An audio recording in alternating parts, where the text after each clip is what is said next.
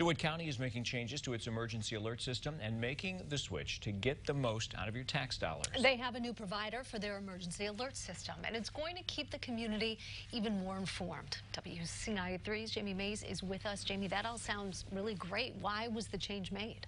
This new system provider was cheaper, but it also has another benefit. DeWitt County and the city of Clinton changed providers for their emergency alert system about 2 months ago.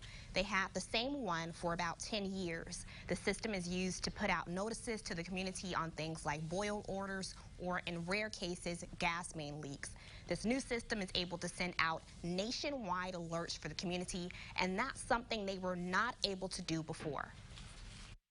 When we figured out that we could basically save half of what we're paying, have virtually the same product when you're done, it's all about taxpayer dollars, and if you can save a few pennies, you save a few pennies.